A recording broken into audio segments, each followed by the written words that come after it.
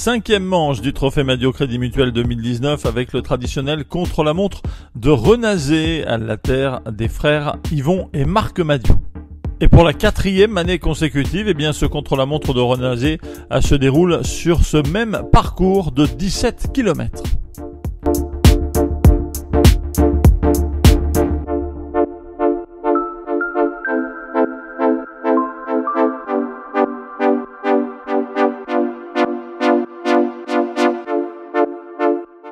Clément Millet du comité départemental de Haute-Garonne va réaliser une belle performance, tout comme Romain Lapouge-Loisance de Bordeaux. Mais le favori, c'est bien Eddy Le Huitouge, le coureur morbihanais, vainqueur l'an dernier sur le même tracé, alors qu'il n'était que cadet première année, va récidiver en réalisant 1 seconde de plus que l'an passé. Il va boucler les 17 km du parcours en 24 minutes et 6 secondes. Le Huitouge va devancer Flavio Mauricio de 22 secondes et Grégory Pouvreau de 32 secondes au classement général. Avant la course en ligne, Mauricio conserve sa première place. Après le contre-la-montre, place à la course en ligne le dimanche, toujours à Renazé évidemment, avec 160 cadets qui se présentent sur la ligne de départ, avec une distance à parcourir de 78 km 200. Les sourires sur les visages au départ, mais ça ne va pas durer bien longtemps, puisque le début de course sera ultra rapide.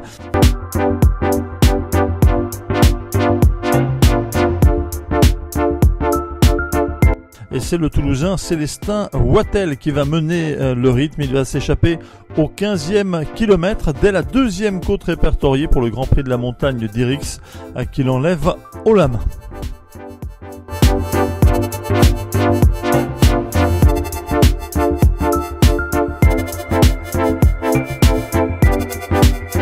Au 25e kilomètre, Wattel possède 1 minute 35 d'avance sur le reste du peloton. Il va résister encore un petit peu au retour de la première contre-attaque.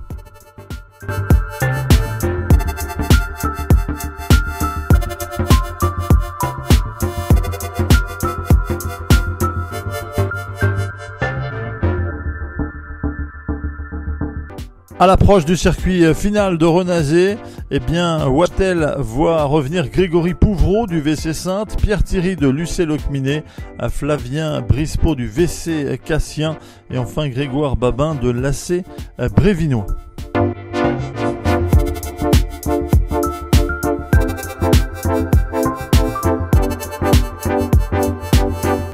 La victoire finale va se jouer au sprint à Renazé et c'est finalement Grégory Pouvreau, le grand bénéficiaire du week-end mayennais. Le Charentais va remporter le sprint et dominer ses adversaires. Victoire finale de Grégory Pouvreau au sprint à Renazé. Grégory, tes émotions à chaud pour cette victoire ? C'est incroyable, comme dirait Yanis, c'est que du bonheur. Et je m'attendais à tout sauf à ça. Quand je sors dans les 30 derniers kilomètres pour rentrer, je pensais pas forcément que ça allait aller au bout. Et là, quand on voit sur le circuit qu'on a de l'avance, ça fait plaisir. Comment s'est déroulé le final ? Moi, je sors à 30 km de l'arrivée. Ils étaient 3 devant et 1 intercalé. Donc je rentre d'abord sur celui qui est intercalé, je rentre et après on s'entend bien et sur le circuit on continue de creuser, donc après ça va au bout. Tu pensais gagner le sprint ou tu n'étais pas trop confiant ? Confiant oui et non, je savais que je pouvais faire un petit truc au sprint mais je savais pas trop l'état de fraîcheur des autres, donc j'ai fait comme j'ai pu et c'est passé. Quelles seront tes ambitions pour le reste du Trophée Madio ? Là du coup je sais pas, dans les 3 la gagne, on verra comment ça se passe. Faire 2e du Trophée Madio, ça représente quoi pour toi ? C'est incroyable, toute la course à l'avant comme ça avec le public, en plus il y a du monde et c'est niveau national quoi, donc ça me fait super plaisir. Explique-nous un peu ta course, ça s'est déroulé comment, tu as attaqué où ? Je suis sorti au kilomètre 25. Après Yanis Seguin est rentré sur nous, le peloton a failli revenir, il était à dizaines de mètres. J'ai relancé, c'est revenu derrière un tout petit groupe et puis ça a été au bout quoi. Dans le final, tu pensais réaliser une 2e place, t'étais confiant ? J'étais confiant pour le podium quand même. Après il y avait quand même des mecs forts mais j'aurais pu tenter peut-être, mais je suis quand même heureux d'une 2e place. Tes ambitions pour la suite du Trophée Maggio, t'espères quoi? Bon, je vais essayer de revenir pour gagner quelques courses parce que le classement général, je pense, c'est presque foutu. J'ai loupé mes 2 contre-la-montre. Donc des bonnes courses encore et des bonnes attaques. Ça fait quoi pour toi de finir 3e sur le Trophée Maggio?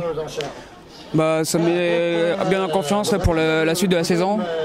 Parce que voilà, depuis j'avais coupé là, récemment, du coup, comme ça au moins je vois bien à peu près mon niveau par rapport au niveau national. Et donc ça me permet à peu près d'à peu près mettre des objectifs pour les France. En venant ici, tu pensais réaliser une telle performance? Non, du tout. Je pensais plutôt. J'avais essayé de faire au moins dans les 5, mais une telle performance comme ça, non du tout. Explique-nous un peu ta course, tu as attaqué très tôt. Oui, j'ai attaqué au 15e kilomètre, puis après je me suis fait rejoindre, j'ai fait pas mal de temps tout seul. Après je me suis fait rejoindre, je ne sais plus exactement à quel kilomètre exactement, mais c'était à peu près 30 km de la fin. Et après moi j'étais dans le groupe. Puis à la fin, au sprint, j'ai vidé tout ce qui me restait et voilà, ça m'a fait cette place-là. Au classement général, Flavio Mauricio conforte sa position de leader du Trophée Maggio Crédit Mutuel, dont la prochaine manche, la 7e, se disputera à Civray le 7 août dans la Vienne.